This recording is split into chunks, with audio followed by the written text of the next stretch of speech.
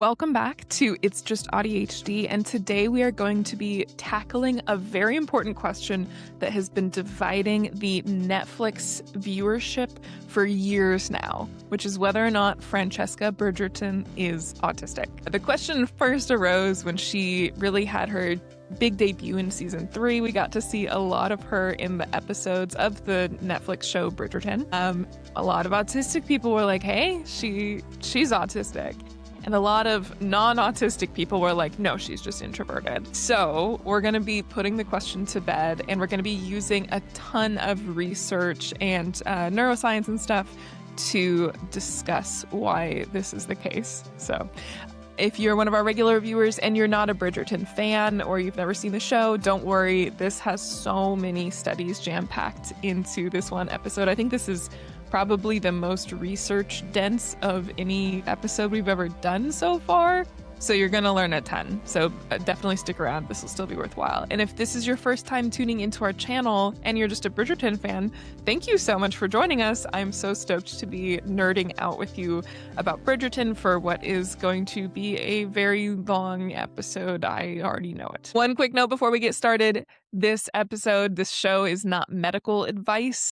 I'm not your doctor. And so if anything in here feels kind of medical and like something that you want to look more into, go talk about that with your doctor. Don't do that with us. We're not your doctor. All right, let's get into it. So the showrunners obviously have opinions here, right? Let's hear what they have to say. This is a show about people, and it's really important that everybody sees themselves represented on that screen. I read an interview with Julie Quinn, and she said she didn't write Francesca as an autistic character, but it's had a lot of feedback from autistic fans saying they can relate to her. And I just wondered, did you had any of that sort of reaction, and what does that mean to you? We definitely did last season, and the writers kind of said that it was something that they did discuss in the writers' room. It wasn't something that me or Victor were aware of, which is really interesting that it must have just been in the page, and that's kind of how it came out in our performances. It wasn't something that them as characters would have been aware of in those times, so it wasn't something that we felt like we needed to really like sort of put too much pressure on, but acknowledge the maybe feeling slightly different to your siblings and how like society is going about, and if that's not fitting like quite right with you. Okay, so that was from an interview with the BBC, and that is the actress who plays Francesca. So basically, to recap, the original author of the Bridgerton book series did not necessarily write Francesca as autistic, but then when the showrunners, when the writers for the Netflix adaptation were reading the book, they felt like Francesca might be some flavor of neurodivergent, and they did discuss that, but they did not tell the actor who plays her husband or her that she was potentially portraying an autistic character. And so I think this is kind of actually very cool that they still ended up picking up these very subtle mannerisms that we're going to talk about later that are very characteristically autistic. So how could that happen, right? Well, actors and actresses obviously have to root their characters in real people, and their craft is essentially being able to observe humans and be really good mimics of humans. And so I would guess that this actress has autistic people in her life, potentially autistic women who are undiagnosed, and she must have her brain must have made the connection that those individuals reminded her of Francesca and the way that Francesca was written. And so she kind of subconsciously or consciously, I'm not an actor, I don't know, baked in those mannerisms. So I think that that's really cool, and it really speaks to like the artistry of how this was made. But let's actually start talking about the show itself. So here is a very early scene. Francesca, well, there you are, dear. Francesca? Francesca? There's no need to shout. So in this scene, we see her not responding to her own name because she's so fixated on her favorite hobby, which is playing the piano. And that's how she's decompressing before a really, really big day, which is when you're going to present to the queen and be introduced into society as potentially able to be married for the first time. just a note, like, this is a very common way for autistic people to decompress when they're stressed is to use their special interests. We're gonna be talking a lot more about special interests, a little bit later here. But yes, this is a common thing. And the notable aspect is that we see her not responding to her own name.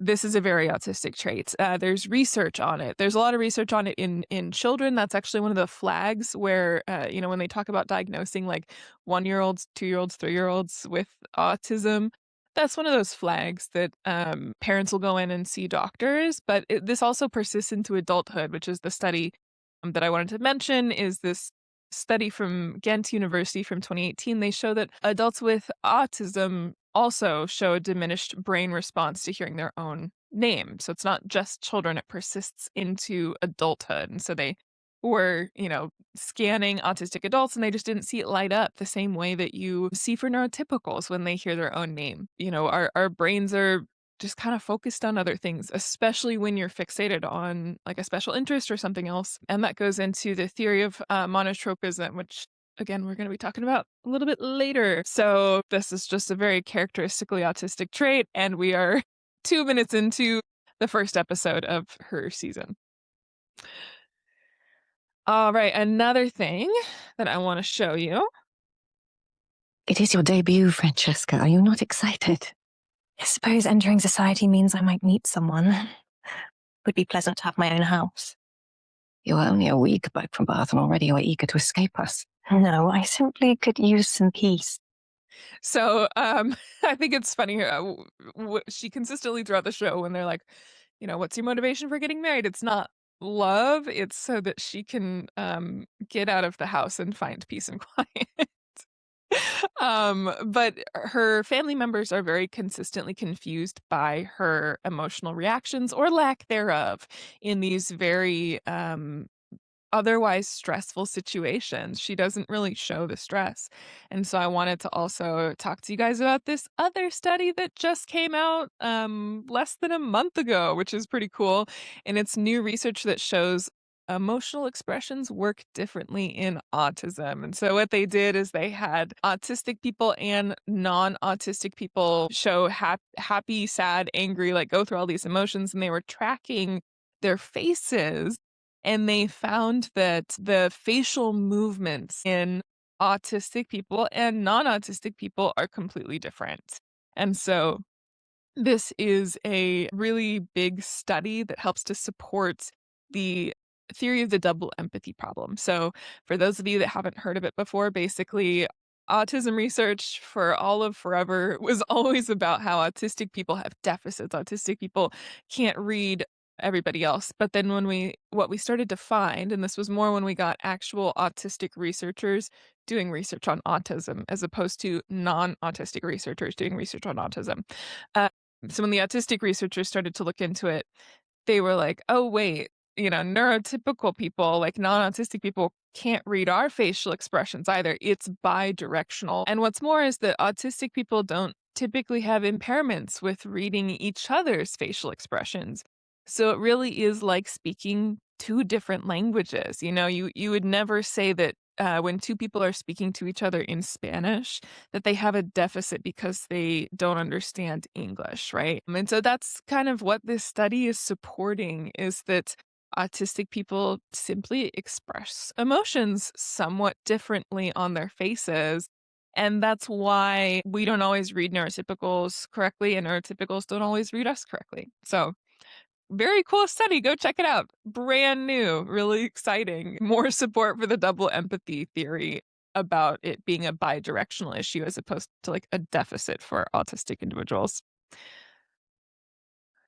All right. And then I also am going to be peppering in clips from Professor Tony Atwood. So he has been an autism clinician and an autism researcher for like 40 years. Some people love him, some people are not a huge fan. Certainly when you've been around for that long, like some of the early research is going to be a little bit more problematic. But I think that as opposed to some of the other autism researchers, looking at you, Simon Baron Cohen, and we are going to be discussing Simon Baron Cohen later, Tony has done a better job of like adapting to the times, and he has a really good talk about how autism can present in women. And so that's the talk that I have clipped for you guys to be able to listen to little snippets from. But I highly recommend, we'll have a link to his full talk in the notes section of this episode. So I highly recommend, if this resonates, go listen to the whole talk. He's got lots of fun, like, anecdotes that I had to cut out for time. So here's him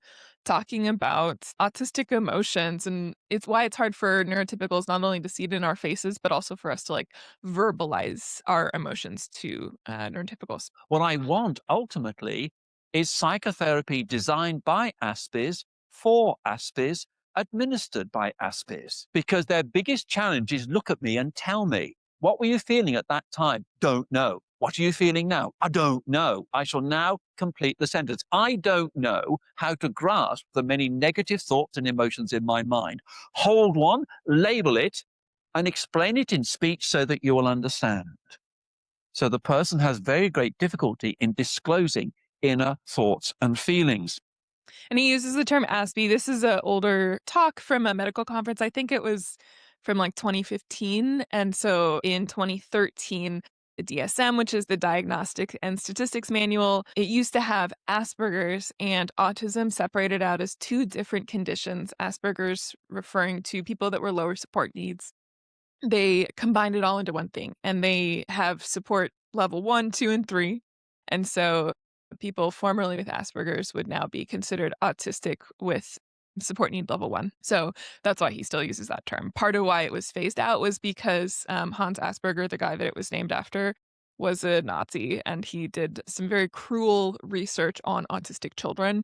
And so it doesn't really feel right to name the condition after him. But, it's also very hard for people who were diagnosed with Asperger's to then adapt new labels because, they're like, I was Asperger's, now I'm autism. And so you'll sometimes still hear that term used by people on the internet and stuff like that. So just to kind of get into the Aspie versus autism linguistic differences. So you'll hear him use Aspie in this older presentation. All right. So Francesca not only struggles with understanding or with hearing her own name and understanding the emotions of her family members and vice versa, she also kind of struggles with social situations. And you, Miss Francesca? Someone kind, I suppose. Well, that is plain. Do you not want someone unkind? No, of course not. So the video clips that I took for this from YouTube, I absolutely love. It's just a video of Francesca being autistic for 7 minutes, and so they like label where she missed certain social cues. But what's interesting about this scene is that she didn't really fully understand the question. The girls are talking about what do they want in a future husband, and so they're all listing off all these traits, and she takes it very literally. She's like, I want someone that's kind, and they're like, well, isn't that like basic? And so she just didn't really understand this interaction with the other girls from her town. And the research that I want to highlight for this is that autistic communication works very well. It's very similar to the facial expressions. Autistics are very good at communicating with each other. And obviously non-autistics are very good at communicating with each other. But when you have mixed groups, that's where breakdowns start to happen. And so this is kind of a classic study where, again, supports that double empathy problem, where they basically played a game of telephone. And so they had groups where it was like 8 allistic people, allistic meaning not autistic, and then 8 autistic people, and then groups where it was like 4 and 4. And so they'd have the first person relay a story to the second person would relay the story to the third person, and so on. And they would track how many little details got missed as the story kept going down the chain, and like where did the breakdowns happen. And so when it's the purely autistic group, their communication ability for these stories is on par with the non-autistic group, and even at certain points better than the non-autistic group. We are very detail-oriented people, so it's no surprise that we were able to remember and communicate details effectively with each other. But in the mixed group, a ton of details got missed and the story kind of morphed over time. And so it really shows that it's a bi-directional communication gap. It's not a deficit because autistic people are highly capable of effective communication when it's just among our own kind. But when it's mixed, we start to have problems. And so we see that on display with Francesca, with all the neurotypicals in the town. She's really having trouble keeping up with their social situations. And we'll hear from Professor Atwood again.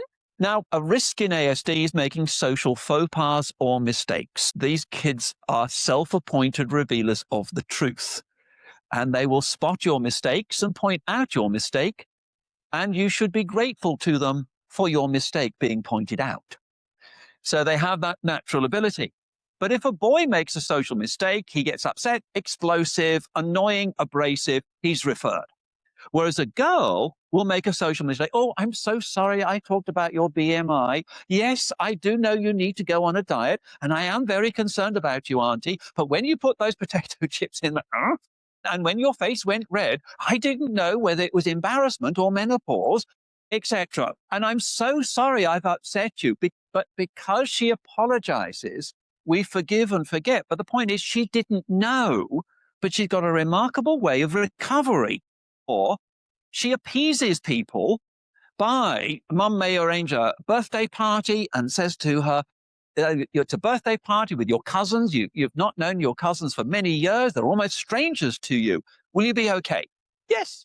Now, you sure? Because I will be away with your brother because I've got to take him to soccer. You'll be on your own for 3 hours. Will you be okay? Yes. But look at the terror in her eyes. She won't let on, and she's incredibly brave to cope with it. The boys will either do oppositional defiant disorder, which is a pompous way of saying you won't do as he's told. But psychologists and psychiatrists won't say that because people could understand it. So she apologizes and appeases, or she's like a chameleon and she adopts a persona to fit the situation. Yeah, so this is very common for autistic women, and this is why we don't get caught clinically, right? Because we are constantly trying to adapt and cover up. And certainly we do commit social faux pas, but we try and smooth it over and apologize and do whatever you have to. And you learn so quickly, like, oh my God, that was wrong. Why was that wrong? And you think about it over and over. So we adapt and we blend in. And so then when you go into clinical setting and they're trying to get diagnosed, clinicians are like, there's nothing different about her. She's very social. She seems very normal. And they don't understand the cognitive load that's going into appearing normal at all times. And we kind of adopt these personas and go on autopilot and don't really necessarily even cognitively know that we're doing it sometimes because it's just so ingrained, because you get so much negative reinforcement, like we saw with Francesca, where all the girls kind of made weird faces at her and acted weird because she didn't answer the correct way. Which, by the way, I feel like wanting a kind partner is that that's a very good trait to want. I don't even know that I understand why that was the wrong answer.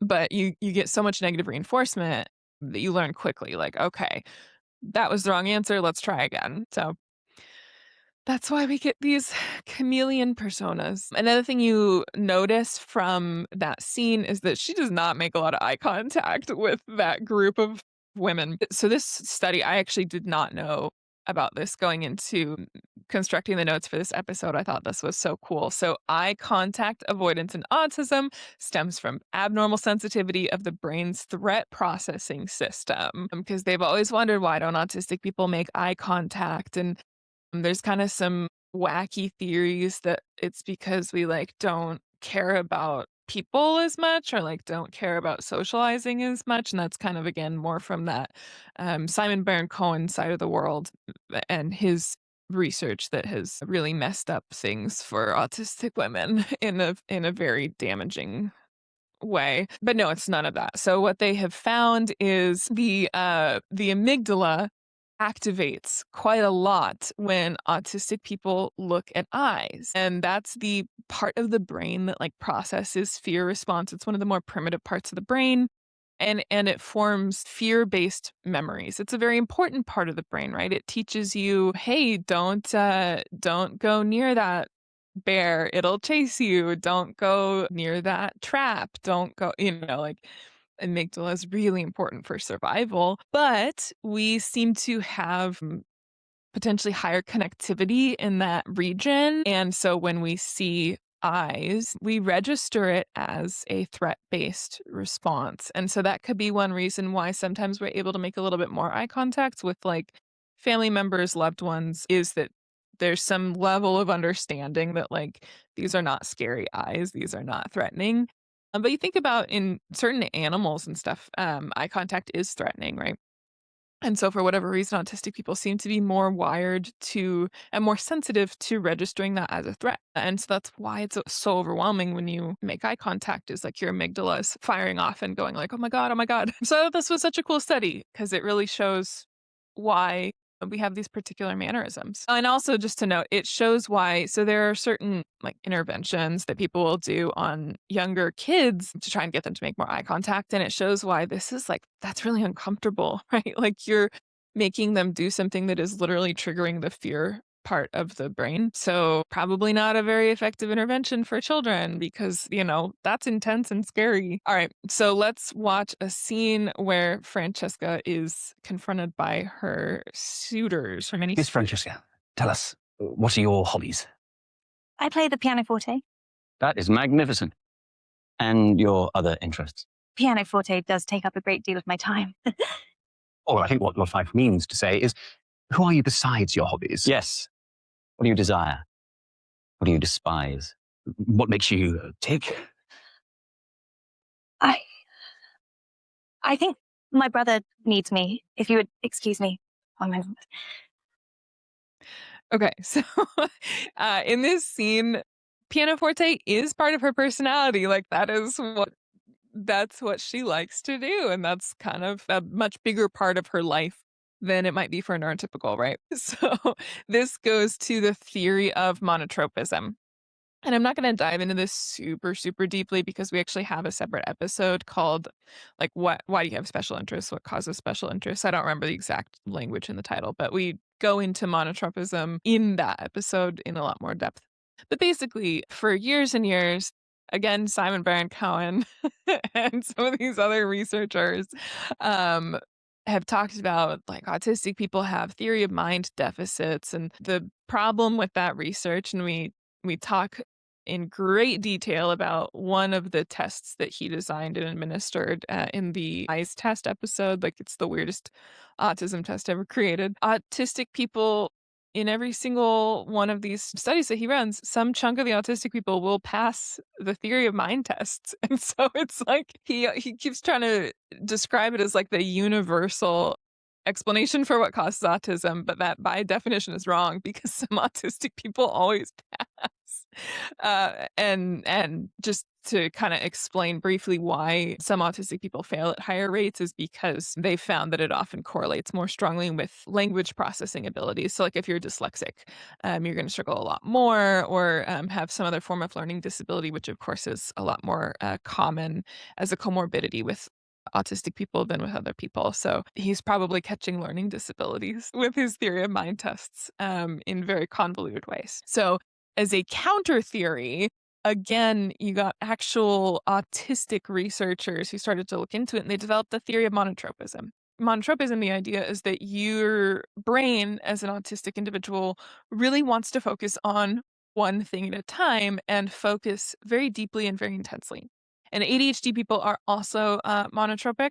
And if you have both ADHD and autism, you will actually score the highest on the monotropism tests because these are available for free online if you are curious and want to take it. Not currently a way to diagnose, but it is a very new test, and it wouldn't surprise me if at some point it does become diagnostically valid. But we're just not there yet. There's not been enough rigorous research for it to be accepted as like a diagnostic. So your brain wants to really focus singularly on one particular thing, and that's at the expense of all the other things. That's why autistic people are able to really fixate on their special interests in great depth, but you might forget to go to the bathroom, or that you need to drink water, or that you need to eat, and you might not hear your name being called, and you might not notice that you're actually very cold and you need to go turn up the heat. Like, you don't notice all these external cues because the brain is focused on that one thing.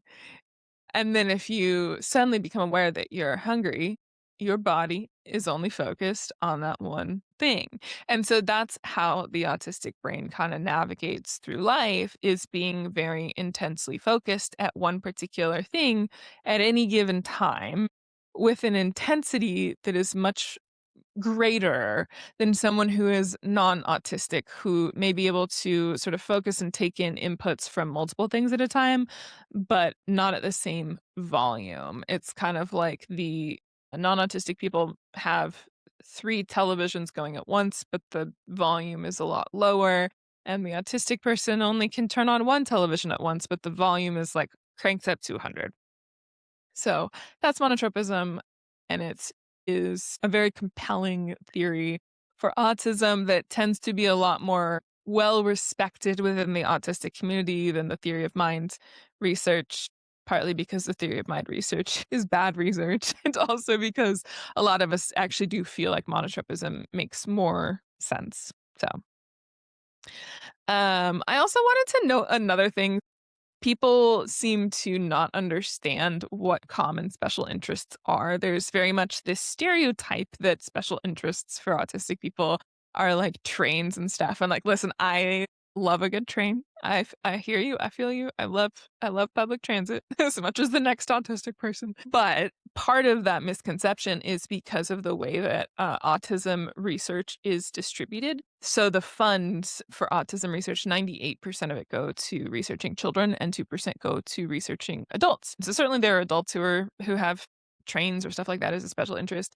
But that's also just going to be a more common interest of children in general. And so it can sometimes kind of create misconceptions about what types of special interests perpetuate into adulthood for autistic individuals. And so this is a study that I really liked, which again, we go over it in our episode on special interests, because this one they actually researched adults, which is very rare in autism research. And so what they found is the number one special interest of autistic adults is autism.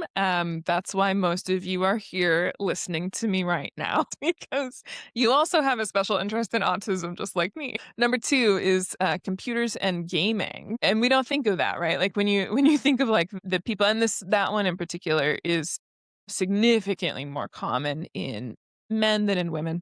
So when you think of the guy that's like on the computer all the time, loves building their own PCs, loves playing all these games, really can hyperfixate on it, really good on it, knows all these specs about computers, that doesn't always trigger like autism for people in their minds. And certainly an interest in PCs is not enough to be diagnosed on autism alone. I believe the stats on some of the other studies I was reading said that actually neurotypicals, 30% of them have what you would consider special interest, but then over 90% of autistic individuals have a special interest. I do wonder sometimes, though, you're going to see later with the diagnostic criteria how certain people accidentally get excluded from autism diagnoses. So I do wonder sometimes if there are autistic people in that like neurotypical control group. Anyway, what I wanted to show you on this one is that music and bands, while it is a more common special interest for autistic men, it is number 3. It's incredibly common. And so I think people don't think of Francesca's special interest in pianoforte as being a common special interest, but it actually is. It's actually an incredibly common special interest. The other ones that are up there are nature and gardening, arts and culture, science, religion, movies, TV shows, celebrities. So you go down the list. I mean, where even is public transit on here? Gosh, yeah, it's actually very far down. Again, if you are a person whose special interest is public transit, like that's awesome. Like trains are awesome. I feel you. I wouldn't say I have a special interest in trains, but I still super appreciate public transit. But that's sort of the stereotype we get from television and stuff, and it's based off of a lot of research on younger kids. So yeah, psychology is another very, very common special interest for like adult women. Psychology, autism, nature, gardening, art, animals, all very common for adult women with autism. And then another thing I wanted to call out from this scene is that she kind of seems to struggle to recall information about herself. And part of that is maybe not necessarily in that particular situation, but in general, autistic people have worse autobiographical memory. And so that's the ability to remember information about yourself. So research shows that for both children and adults, it's a lot harder for you to have detailed narratives about yourself. It's a lot more difficult for you to recall information about yourself, and you tend to have gaps and have compensatory strategies. So this is really interesting because we are often very, very good at storing factual information. And so the question arises, is that actually a compensatory strategy? Because perhaps these are separate parts of the brain, right? So perhaps the part of the brain that is responsible for autobiographical memory has less connectivity or something like that. And so our like detail-oriented part of the brain, factual part of the brain, becomes sort of overly developed. And that's the thing that you see with like dyslexia, for example. The traditional reading centers of the brain are a little bit underdeveloped. That's the pathogenesis of dyslexia. So then you see other parts of the brain, like the visual spatial components, becoming overly developed to allow them to still read, although less efficiently than the parts of the brain that are meant for that. But that also makes them typically score better on like visual spatial tasks because that other part of the brain, just like a muscle, is getting worked out a lot more. This is a really interesting finding that perhaps this is one of the reasons why we have such fantastic detail-oriented memories about kind of other things. So just wanted to call that out. But that also contributes to, a lot of autistic people have a poor sense of self. And so that might be part of the reason why, is because we literally can't recall memories about ourselves. And so you can imagine it's harder to construct a narrative about yourself over time if you are kind of like missing certain memories about yourself. So I think we see that a little bit in play with her when they're asking questions about herself. She's like, I don't know. What? I don't know what you're talking about. I think very common experience for autistic folks in conversation. That also might be partly why, uh, sometimes we'll like story swap and stuff, but we don't always converse in the way where it's like, how are you? I am good. How are you? And like have questions back and forth at one another. There's very interesting stuff about the way that there are linguistic differences in autistic versus non-autistic conversations. And I do wonder if the struggles with autobiographical memory play a role in that. All right. And then the other thing I wanted to call out is autistic women are at a lot higher risk for being exploited in romantic relationships. So not necessarily saying that that's what was going on in that scene, but I think it's a really important thing to share with you guys. It's a well-documented phenomenon that we tend to be a little bit more vulnerable. So let's play the clip on that. But it's the vulnerability. They're not good at understanding character. They don't have a group of friends to go out with who are good at character judgments for the good guys and the bad guys. They are intoxicated by the interest of the boys, and the risk for this group is date rape. They didn't read the signals, low self-esteem, etc. Not recognizing that boys may be flirting and knowing how to respond. Sex has never interested me. I have never felt sexy and certainly never wanted to look sexy or glamorous. Even as a teenager, I felt left out because my peers were becoming sexually aware and I felt nothing.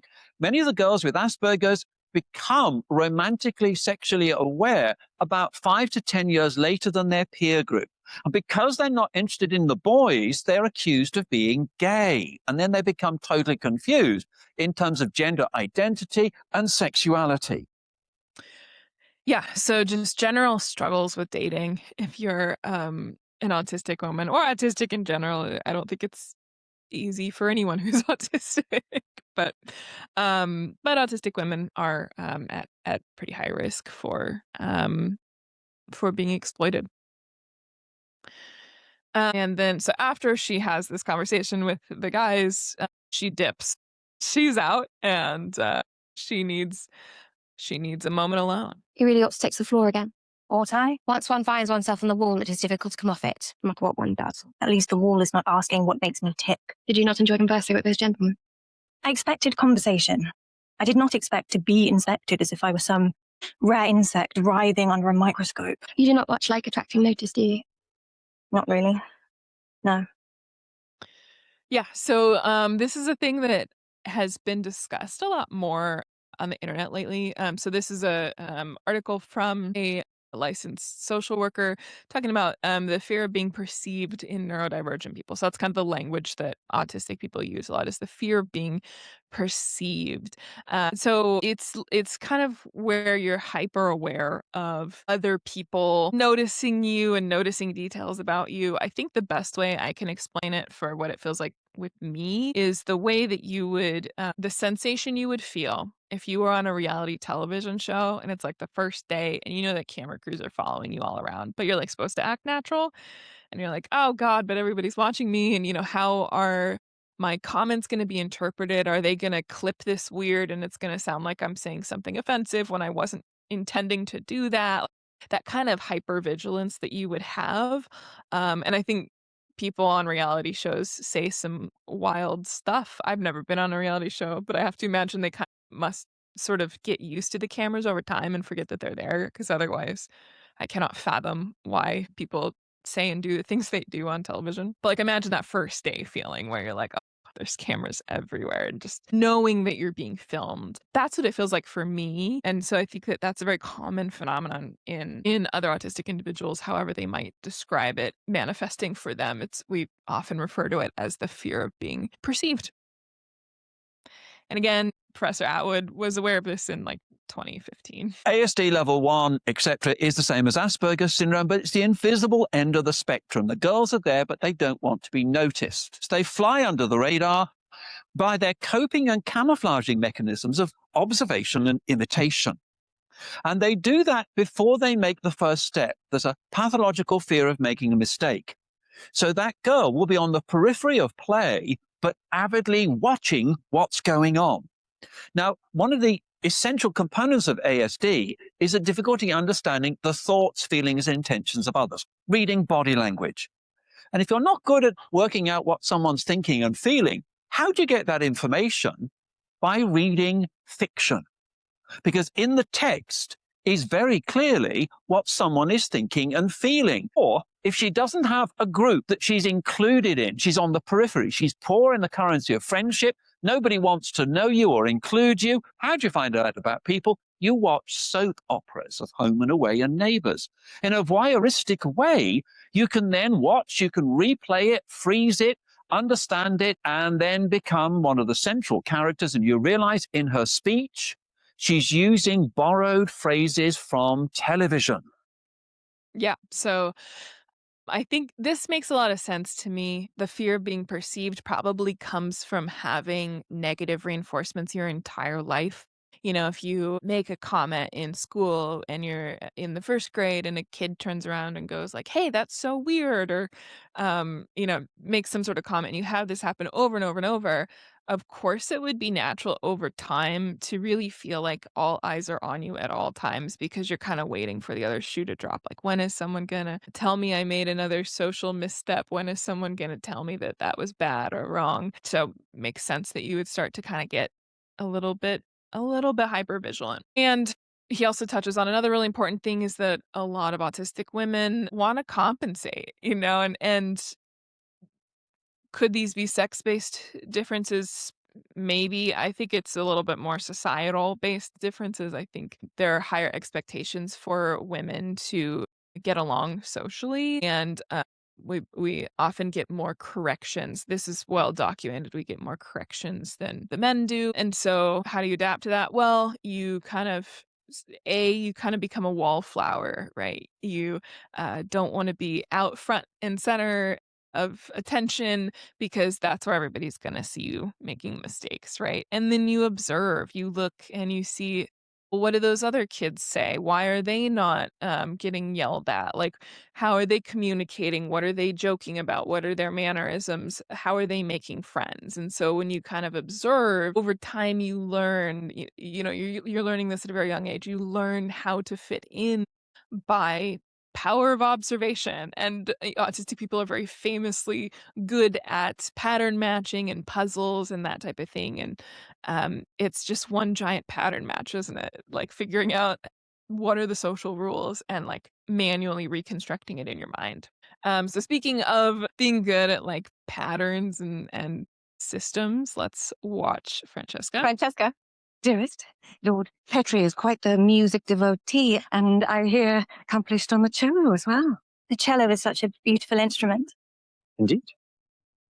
What music do you most love? Lately, I have been enjoying Ries. His piano trios are quite beautiful. And Beethoven's Appassionata. I could listen to it forever. That is quite expressive music. I once heard a rumor the trios was written to convey his feelings for Mademoiselle Ludwig's. Do you not think you can feel it in the music? I mostly enjoy the chord progressions. So, um, I think this is just such an autistic interaction. Oh my God. So, okay, they're both interested in music, right?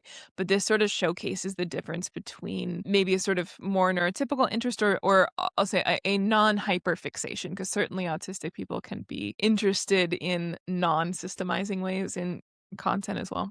So we don't know if this guy is autistic or not. He doesn't get a ton of screen time, but he doesn't have a hyper fixation or a special interest on music. But Francesca, the qualities of her interests are really different. The gentleman suitor is in it because he feels the emotion and he cares about the sort of who wrote this song and why did they write it.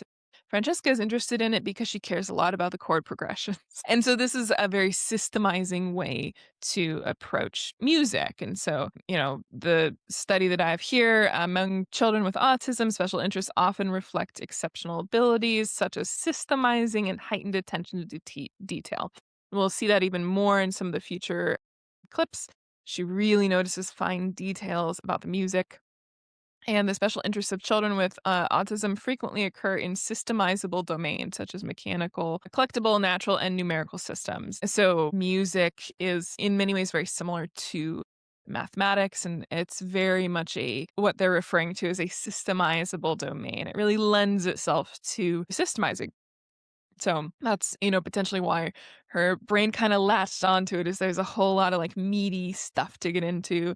I don't think that, it's as common to have special interests in things that don't have rich histories or interesting ways to categorize or things like that. You kind of need something to sink your claws into and spend a while in. I also want to point out they talk in a lot of these studies about autistic people having collections, right? And I want to clarify that does not always mean a physical collection. Like, I mean, I'm guilty. I had rock collections growing up, so I did have physical collections of pretty rocks and geodes and stuff. And when I used to go and buy them, people thought that I was into them for like their spiritual properties, and I'm like, I just like rocks. I think rocks are cool. But a collection can be a collection of facts, right? Like storing a bunch of facts in your mind, that is a collection too. And I think that sometimes gets missed when they talk about autistic people having collections, right? We don't think of it as mental collections. So, all right. Who shall you dance with first, sister? Perhaps I shall go alphabetically. So this is another example of her being very sort of systemized, right? They're asking, who do you want to dance with? Expecting an answer about like, well, I like this guy better than this guy. And she's like, I'll go alphabetically. And her family is just so confused by that answer. So systemizing research is very interesting. This is an area that has been done by Simon Baron-Cohen. So Simon Baron-Cohen, similar to Professor Atwood, has been in the autism world for forever, decades and decades of research. He is the head of like the autism research department at Cambridge University, and he got knighted for his profound contributions to the autistic community. I don't think that his contributions are so good. And a lot of other people who are autistic and kind of get into it also very much disagree with a lot of his stuff. So he's the one who wrote the AQ, which is the autism quotient. That's the standard test that they use for diagnosis. And he has some very wacky theories about what causes autism. So one of them is the empathy and systemizing quotient, and another one is extreme male brain theory. So just to talk about extreme male brain theory real quick, one of the ways, so he thinks that autistic brains are a manifestation of the extreme male masculine brain. Now, modern neuroscience doesn't support this. Like, you can't look at a brain scan and go, that's a male brain, that's a female brain. It's very much a patchwork of what you might call stereotypically masculine or feminine parts, if you can even really call it that. Like, modern neuroscience does not really gender the brain anymore because there's just research doesn't support that. But he developed this theory a long time ago and he is sticking with it. And he also uses other things like the lack of women in STEM fields to prove his point, which, as a woman in a STEM field, we very much get pushed out by harassment. So, that's a pretty big confounding variable to his theory. But to prove his theory, he took the fluids from pregnant women, like the amniotic fluid, tested it, and found that in mothers who would go on to have autistic children, the testosterone levels were higher. And so he uses this as evidence like, oh, the extra testosterone, that's why an autistic brain developed on this kid. Even if it's a woman, that's a woman with a man brain. So goes his theory. So can you guys think of a reason why that study might not actually be valid? Well, it's because, throwing out my own theory, perhaps these autistic individuals had autistic mothers. Autism famously has an awful lot of comorbidities. And for autistic women, those comorbidities can include things like dysmenorrhea, which is painful periods. It can include PCOS. It can include endometriosis. There are so many conditions that are hormone disrupting that occur in autistic women at significantly higher rates than the general population. And so if these individuals had autistic mothers, and we know autism is highly, highly genetic, it perhaps they have conditions that would make testosterone rise during pregnancy. And so really his test may have been on the bodily changes of autistic mothers more so than some sort of trait that like causes autism in the brain after birth. So keep that in mind when you read some of his studies. At first it might sound compelling, but like always try and think of alternative explanations because some of his stuff is really wacky. So anyway, this guy thinks that autism is man brains. You really see that reflected in his work. So, like I said, he wrote the AQ. That is kind of that and RADS are the two like main autism tests that doctors are going to use to diagnose. Ideally, they would also be doing other background and behavioral checks, but AQ and RADS tend to be also very big parts of those. And AQ was written by him. And so his other theory is the empathy and systemizing quotient. And basically, he believes that systemizing and the ability to have empathy are at two ends of the spectrum, and it is a binary trait. And so if you have a lot of empathy, you cannot possibly be good at systemizing. If you are good at systemizing, you cannot possibly have empathy. And he believes that autistic people exist very far down on the systemizing end of that binary spectrum. So this is obviously, harmful stereotype for all autistic people because it tells the world that we don't have empathy, and that is not the case. One of the things that really, really drives me nuts is there are actually different types of empathy in the psychology field.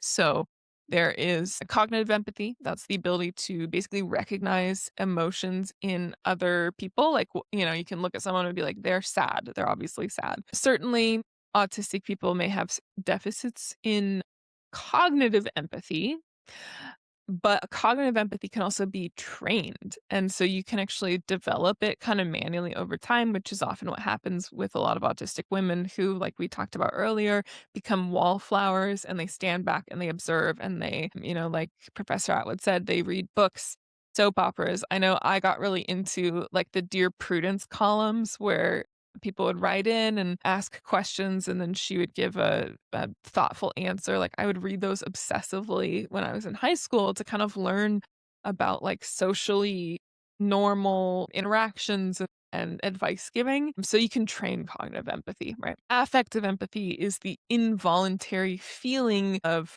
someone else's emotions. And so autistic people actually tend to have a lot of affective empathy, sometimes an overabundance to where it can become debilitating because you don't always want to involuntarily feel all the emotions of every person in the room. And it can become very confusing because, particularly when you're younger, you might not realize that those emotions are not your emotions. You are feeling someone else's emotions. And part of that is mirror neurons in the brain. They're responsible for helping us to feel what other people feel. And so when he uses, there are other types of empathy as well. Those are kind of the key ones for autistic people, though. We have a mismatch basically between level of affective empathy and level of cognitive empathy, where the affective tends to be a lot higher than cognitive. So he uses just this blanket term empathy and lumps it all together. So first of all, that's like not even good practice within the psychology field, right? But then he yeah, he thinks it's also get so frustrated talking about him. He thinks it's also an opposite of systemizing. So, okay, stupid theory, whatever. The way that he wrote the test for it's the EQ and the SQ, it's basically two tests to see where you fall on the spectrum of both of those, is a mix of certain traits that are autistic and gendered questions because again, he is the guy who believes in the extreme male brain theory. He's the guy that created the extreme male brain theory. So I've linked an article here where someone goes through and like does really good research and runs EQ and SQ on people and kind of shows that actually like half the questions are gender questions more than anything else. So let's think about that for a second. You have some tests here.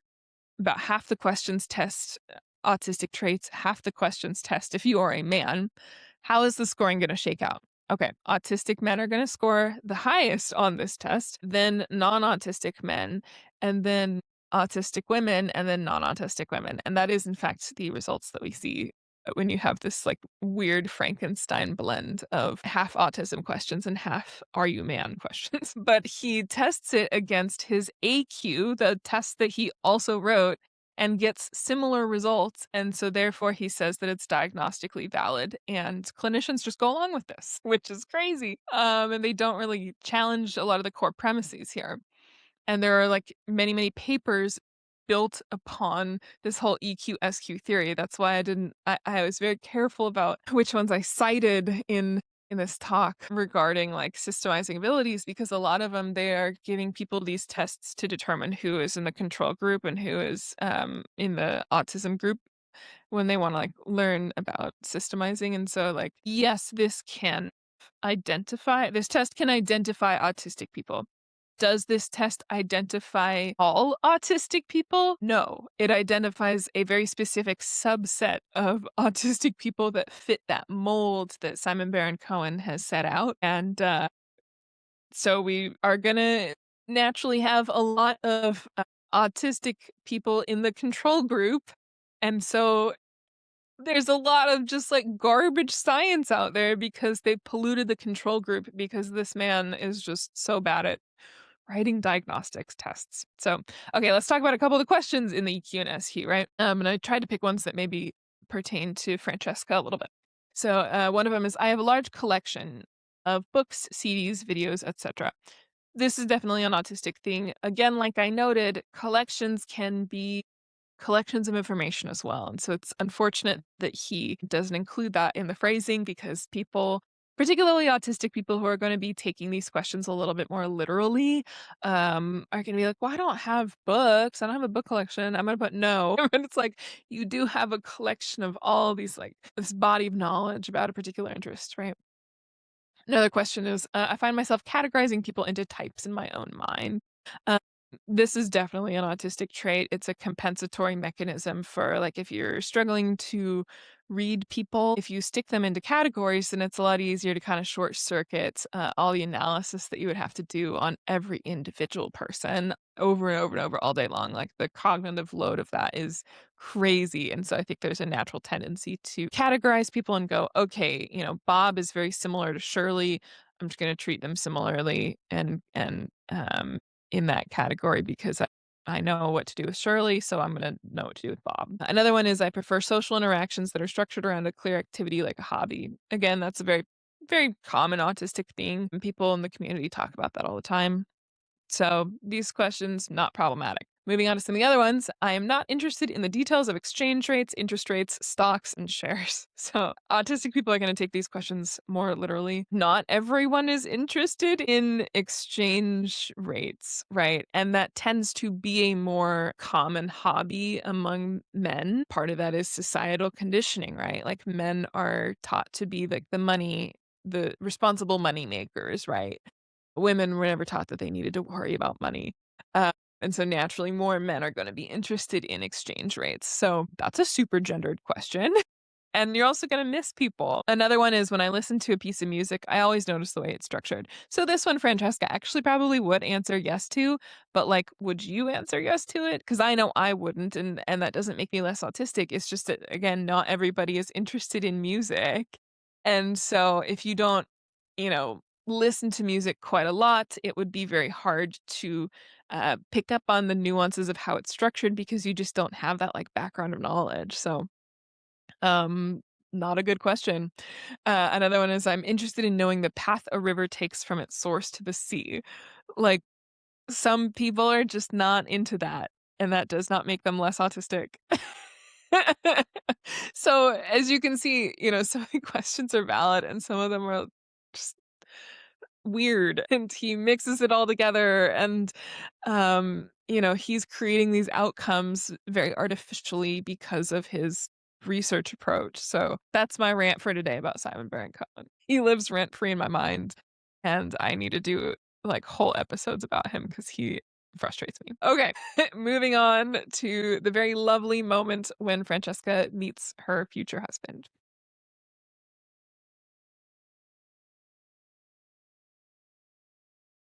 Good evening. Good evening, sir. Forgive me, I was simply... I need some quiet. I've been in search of it all night. Perhaps we can enjoy the silence together.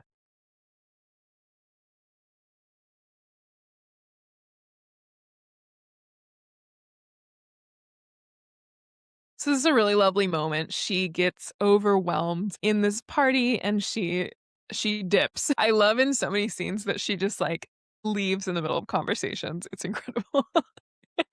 So she dips, she goes outside, and then she meets this other man who also got overwhelmed and has to dip, and they fall in love. So what's happening, right? This is like one of those things where a lot of people online were saying, oh, she's just introverted. Her social battery is out. No, because she very specifically talks about noise all the time.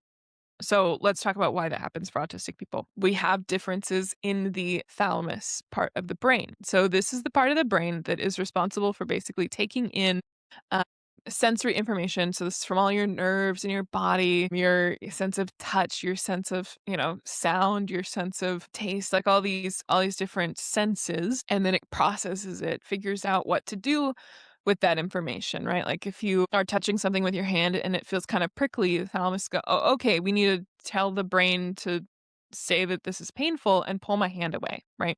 Or if you're touching something nice, you're petting your cat, and the thalamus would process that information and go, okay, keep doing this. This feels good. This is nice. So what they found now in functional MRIs is that we have altered thalamic activation and connectivity patterns across cortical networks. So what that means is basically neurotypicals, their thalamus is going to look a lot more. So for structural differences, it's going to look a lot more like a couple highways that'll get you from point A to point B.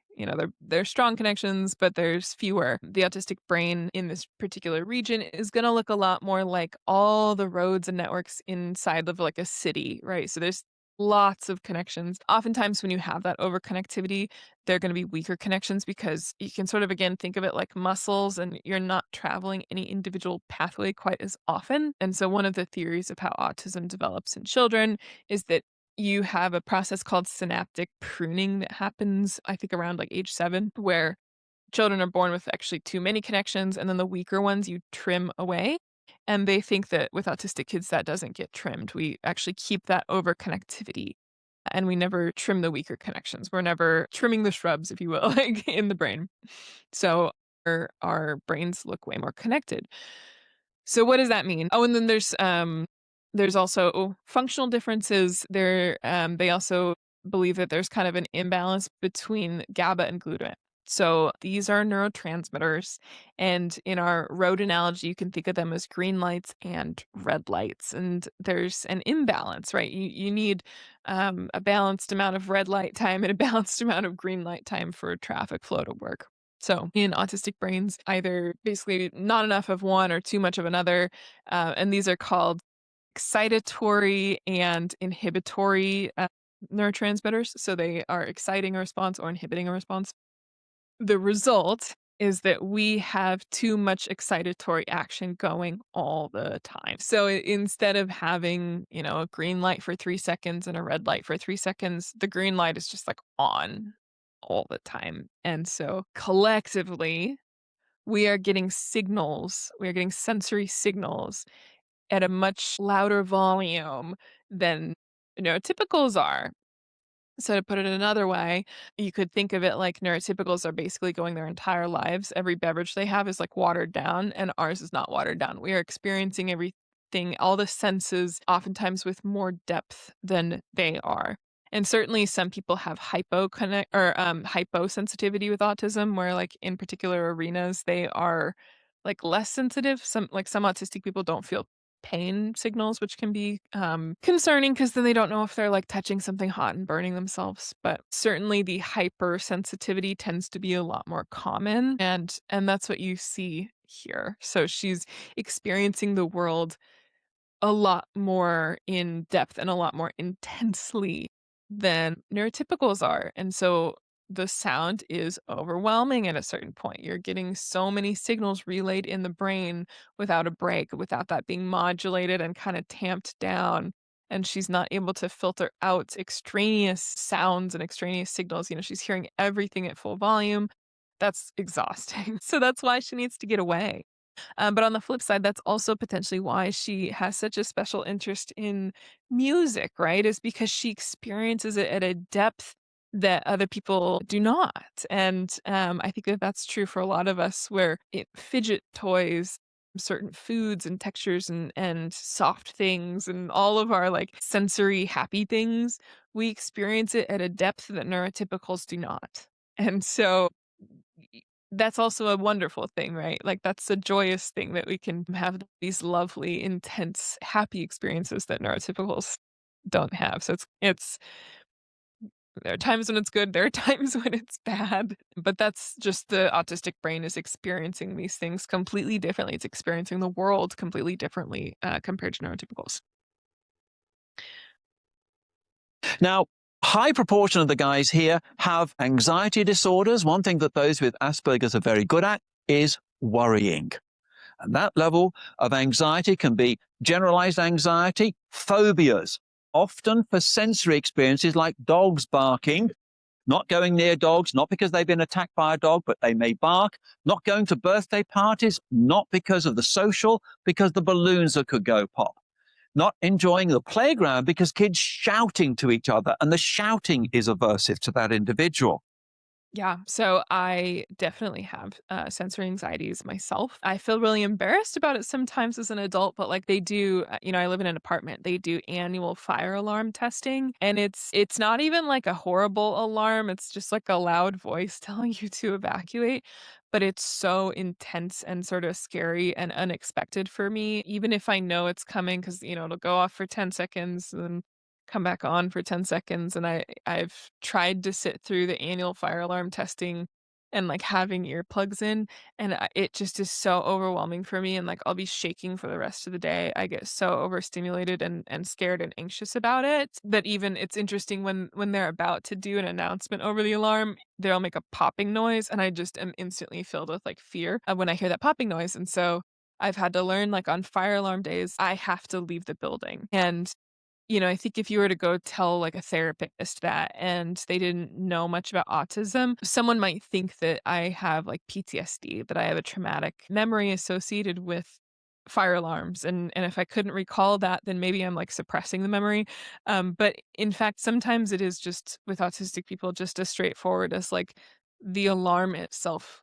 is the trauma. It's not that it reminds me of having to evacuate a life-threatening situation or anxiety about that. Like, it truly genuinely is just the noise hurts, it scares me.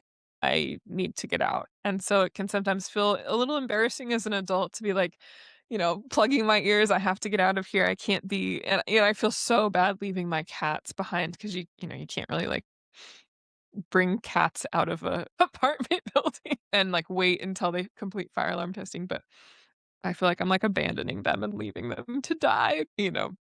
I don't think that they get as anxious about it as I do, but, like, that's how it manifests, and certainly other autistic people have sensory anxieties because sometimes it's just so overwhelming that it can, like, feel traumatic, and our brains actually do form traumatic memories differently than neurotypicals, and so sometimes that can be enough of a threshold for it to genuinely be a traumatic memory, even though it's not what you would traditionally consider trauma. But you also wouldn't want to approach it as if it was like PTSD and trying to figure out like the root cause of it or anything like that because there isn't like some deeper root cause. It's just the sensory differences.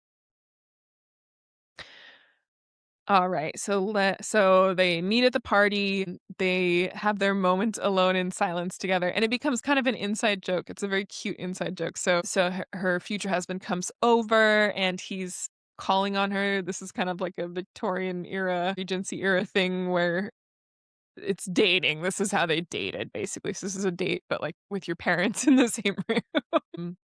He also commits some social faux pas here because you're supposed to be, like, introduced before you call on someone, like, you're supposed to have a formal introduction. They had weird rules around men and women being alone together in that time period, so let's listen to the scene.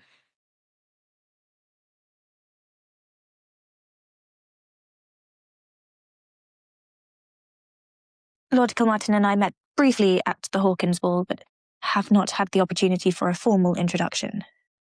I see. May I join you a moment? I should like that.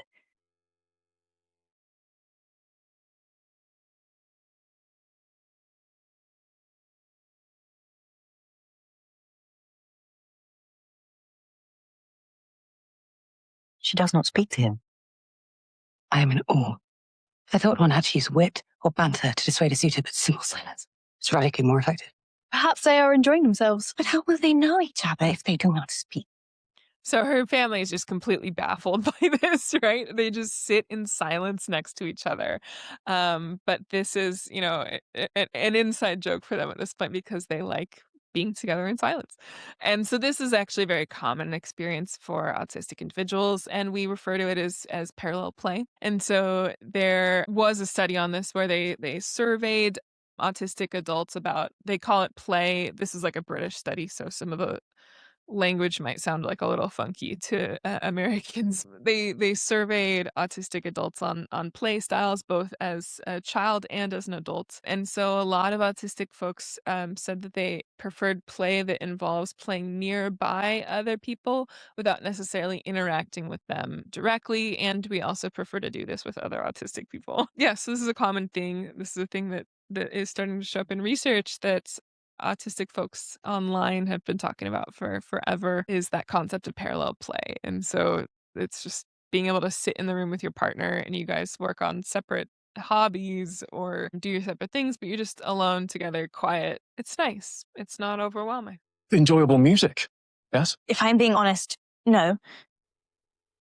The pace is too fickle. Just as you think you're starting to comprehend the melody, the song is over. A song like this would be far sweeter if it were played in 3/4, so one could in fact feel the music. That is helpful. If you'll excuse me.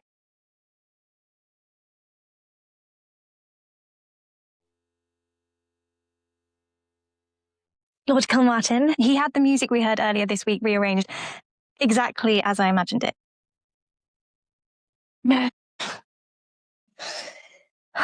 So those are some of my like absolute favorite scenes from the series because it's just so autistic and so sweet. So they run into each other in public and they're kind of trying to make small talk in a sort of stiff way because they're misinterpreting each other's flirting signals. And he asks her, "How do you like the music?" She gives feedback on again the structure of the music, and he just is like, "Thank you," and abruptly leaves, and she's offended, and she thinks he's not into her anymore. I just love how he it gets back to that monotropism again, right? His brain has a task to do, and that task is to rearrange the music the way that she imagined it, the way she described it, and so he doesn't remember to say goodbye to her or any other sort of social norm that would indicate that he's interested in her. He just goes and does it because that's, monotropism. That's what he's fixated on. And so I obviously cut out a huge chunk of stuff in there. I just cut to the happy part at the end. She thinks that he's not interested in her anymore. And then he comes up at a ball and gives her the sheet music rearrangement. And then she leaves the ball. She leaves abruptly because she becomes fixated on the sheet music and she just goes and plays it in the dark. So you remember how I said with monotropism, you're not even taking in like sensory signals, right? Like when your brain is focused on something externally, you're not necessarily taking in signals from your internal body. Your proprioception is what the term would be. So I don't even know that she knows that she's playing piano in the absolute dark, but she is like she didn't bother to turn on lights. She just was so fixated she had to go play the song that he had rearranged for her. So I just wanted for the study for this one, I just wanted to talk again a little bit about special interests. There's kind of this misconception that special interests, and this is again they from researchers who were not autistic and were studying children and kind of drew their own conclusions. They were like, autistic special interests are a way to like withdraw and be introverted. But in fact, what we know now is that special interests actually help people help autistic people build relationships and connect. It can be, even though you're, focused on your interest in your activity, it can be a very social experience because the special interests themselves are like a part of your identity. That's a sort of big differentiator between a hobby that like a neurotypical might experience and a special interest is that with special interest it is central to your identity. When you are trying to understand the world, you very much process it through the lens of your special interest. And so it's kind of running in the background on your mind all day long, whatever your particular and special interests can drift over time and you can go through periods where you don't have a special interest, but they do tend to on average have longer durations and that's kind of the lens you use to understand the world. So and we see that right when her mom wants to connect with her, the mom picked this up. She uses music metaphors when she wants to explain things like that is the lens through which Francesca is perceiving the world. And so it's not a way to withdraw. It's a part of your identity.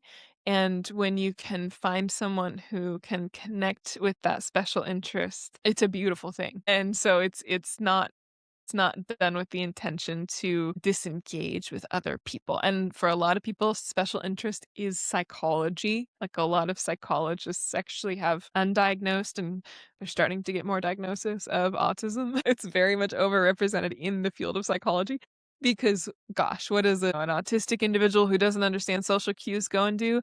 Study it, get a PhD in social in social interactions, right? That's psychology. So very much doesn't match that sort of outdated perception that special interests are solitary. Now, for the girls, yeah, they have their special interests as part of the actual syndrome is that.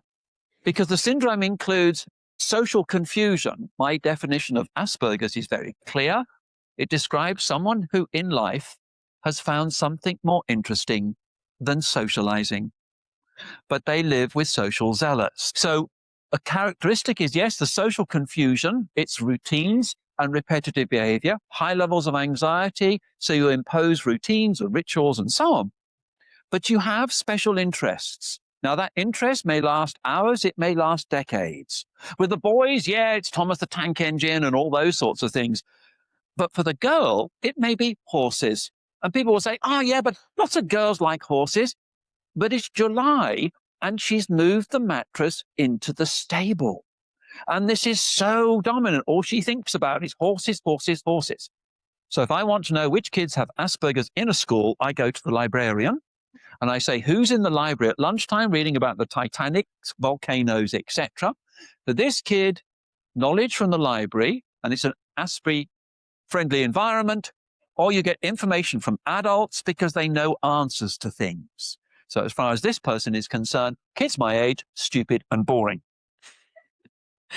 Yeah, so this is another reason why autistic women tend to get missed diagnostically, is because a lot of times we do have what you would call, I guess, more socially accepted special interests, right? Like horses is a really common one for autistic girls. When you look at the studies, so I showed the adult one, obviously. When you look at the studies for little girls and little boys, for children, the distribution tends to be different. So horses is a common one. It doesn't get flagged, right? Because people are like, well, all little girls are into that. So for me, one of my special interests was Disney, but it wasn't like in the normal way. Like I like liked the princess movies and stuff growing up. I didn't really care for princesses though by the time I hit like middle school.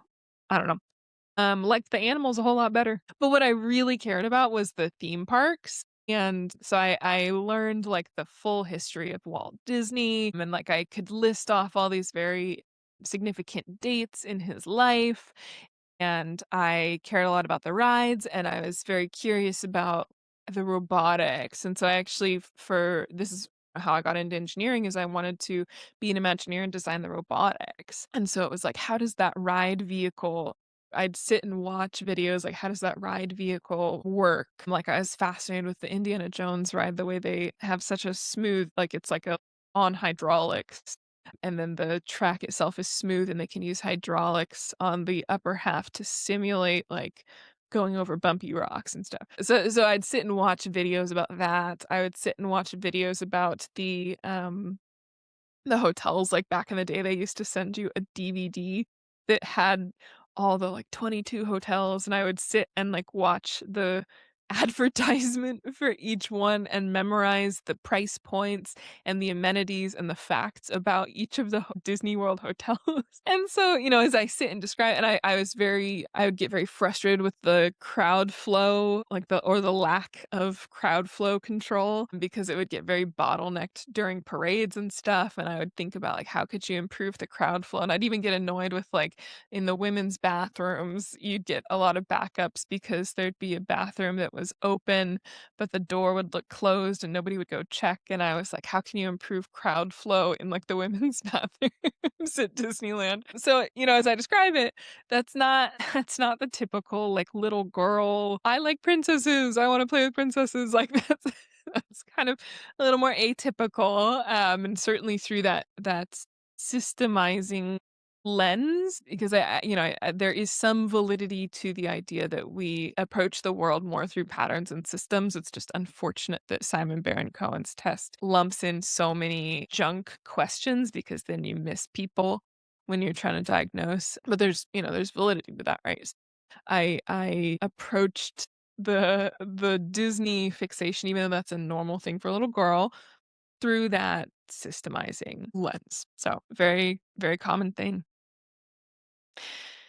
And so then I wanted to show you this final thing about the cat cue. So we've been talking a lot about being a social chameleon, and this term of masking, which is where you adapt to make yourself fit in. And it's interesting because we start to see them masking together. Like it's kind of sweet, actually. they love each other. They know they love each other. Nobody else can see it. Like, other people don't understand why they're interested in each other, and her mom doesn't really accept it at first, right? And so they, try and talk it out and address it. But her husband at one of the balls notices the other people are dancing, and he sees that she's watching them dance, and he asks if she wants to dance, and she's like, "You're joking, like you're not a dancer."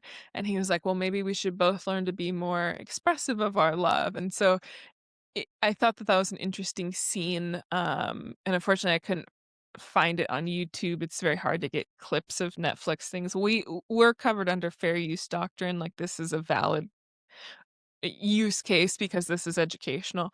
Um, the other ones that, like, rip these clips and put them online are not covered under fair use doctrine, but it's quite hard to get Netflix clips in the first place. So I couldn't find anybody who had clipped that particular scene. But I thought it was interesting because I think she wanted to dance. He definitely didn't want to dance, but it's sort of performative in a way because it's to demonstrate they're a happy couple. And so they're picking up that this is a way that they can signal to the friends and the family that they're a happy couple. And so they're, like, learning how to do that together and, like, supporting each other. And then simultaneously, she feels like this is a safe space to start to unmask. So masking can have very detrimental impacts on the body. Over time, you just get exhausted. It is so draining, and this is why there are very high rates of mental health crises in autistic individuals. Like, masking is not a joke; it's something we really need to take more seriously because it can lead to some horrific outcomes for autistic individuals who have to mask their whole lives, whether that is manifests in, like, a psychiatric disorder, or it can also manifest in physical health issues. So this cat cue is actually a very good test for autistic folks. Unfortunately, I don't think it's ever used as a diagnostic in and of itself. But what happens is, a lot of times when women go into clinics these days, they will score just below sub threshold for autistic. If you have to have 25 points or whatever on the AQ, they'll score 23 or something. They're just right below. And so then doctors will administer cat Q. And if you score very highly on cat Q, then you're still considered autistic because people who are very high masking tend to not score as highly on those tests written by Simon Baron Cohen because he made them really biased. So cat Q is kind of the antidote to Baron Cohen, and it measures how much you mask. So just to read off a couple of those questions that I think really apply to Francesca. It's when I'm interacting with someone, I deliberately copy their body language or facial expressions. And we do kind of see that she watches her mom a lot in these social situations. And arguably, she's also copying her older sister, Daphne, who was featured in season 1. She's trying to go through the exact same motions because she understands this is what is expected of you in the marriage mart. And so she'll just follow that same pattern. I've developed a script to follow in social situations. So this was another scene that I couldn't find, unfortunately. It's a great scene. Her fiance is trying to tell the family this sort of joke slash heartwarming story. And the first time he tries, does not do a good job. And then the two of them walk away and they regroup. And I think he, like, rehearses the joke, and then he comes back and tries again, and it comes out a lot better the second time. And so a lot of autistic people practice scripts and they rehearse what they're going to say because then it'll feel more natural when it comes out when the time comes. So that's a common masking one that we do see in the show. There's another one. I adjust my body language or facial expression so that I appear interested by the person I'm interacting with. You just kind of see these, like, like, she almost looks a little unsure of herself, and these micro adjustments to kind of, like, demonstrate, okay, like, I'm interested in you. In social situations, I feel like I'm performing rather than being myself.